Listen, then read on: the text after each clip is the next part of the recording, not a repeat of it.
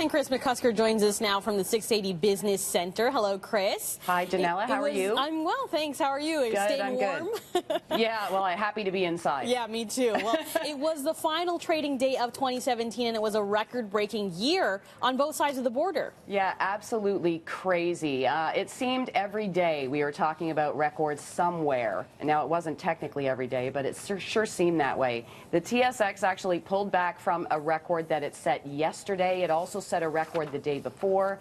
So at the end of the day, it was up by 6% on the year. Some of the big winning stocks this year: Air Canada jumped by 88%, Dollarama up by 60%. As far as the Dow goes, it jumped by 25% this year. 70 closing records on the Dow. Unbelievable. The NASDAQ up by 28% this year, and it was a big year for tech. Apple jumped by 46%, Google up by 32%.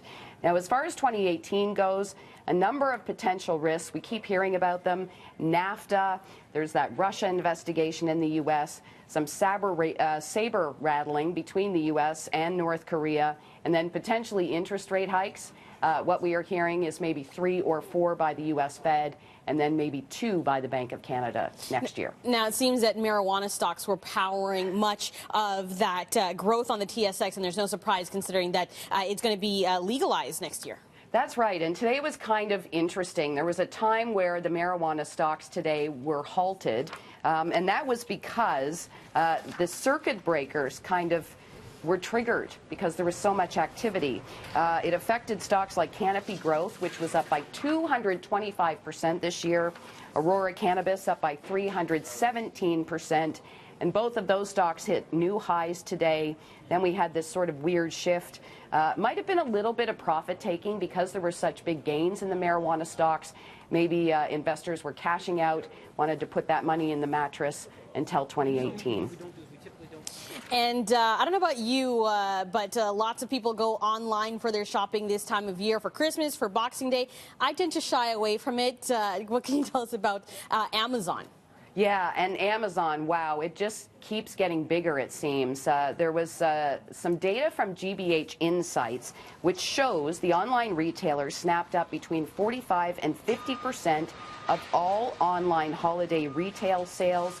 That was a jump of 38% compared to last year. And a lot of this has to do with the Prime membership. In 1 week over the holidays, more than 4 million people actually started trial memberships of Amazon Prime or started paid memberships. Now, shares in Amazon, another big mover this year. That stock up by almost 56%, though a little lower today. I got to admit, I'm one of those people that got on the Amazon Prime trial. It's crazy. They can get stuff to you in like a day, 2 days. It shows up on your doorstep. I know. It's modern technology is wonderful, isn't it? It is. That's how they get you. All right. Well, the force remains strong at the box office. The question is, can Star Wars: The Last Jedi hang on to the top spot this weekend? So let me ask you this. Have you seen it yet? I have. Okay, yeah, me too. So I guess we won't be going this weekend. Won't be. Well, unless you're in for a second viewing. Some people will be. Well, yeah, I might have to do that. I'm still undecided. So, yeah, it's ruled at the box office last weekend for a second weekend. Can it hold on for a third? The movie has now grossed over $745 million since its December 15th release. So that's enough already to make it the 10th highest grossing film of the year. It still puts it about 30% behind its predecessor, which was Star Wars: The Force Awakens, which was released in 2015. So I guess we'll have to wait for the final numbers next week to see where it stands. Well, I'm sure it'll help that it's like a holiday weekend, right? Yeah. So, oh, yeah, for sure. And speaking of the end of the year, 'tis the season for year-end lists, and you're looking at the top grossing concerts of 2017. Now, I don't know if you have heard already, but could I ask you maybe to take a guess at what you think the top grossing concert was?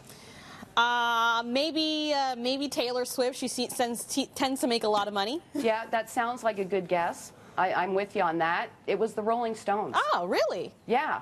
Sort of interesting. I guess these guys have still got it. They still got it. Yeah. So they brought in $9.9 million, an average ticket price here of $160. The Irish rock band U2 was in second spot at $8.3 million. And then coming in third, this is a band I saw this year, Coldplay at $5.8 million. So I scoured the list. They had a top 20 list. I scoured it. There was one Canadian. Who's that? The Weeknd. Ah. Yeah, he Scarborough came in boy. at number 16, 1.1 million. This is U.S. dollars. So yeah, the only Canadian on the top 20. Also on the list, Paul McCartney, Bruno Mars, Lady Gaga, all the usual names. Wow, amazing. Well, I hope you enjoyed the Coldplay concert. Oh yeah, so good. All right, thanks so much, Kris. Have a great weekend and Happy New Year. Yeah, same to you. Thanks.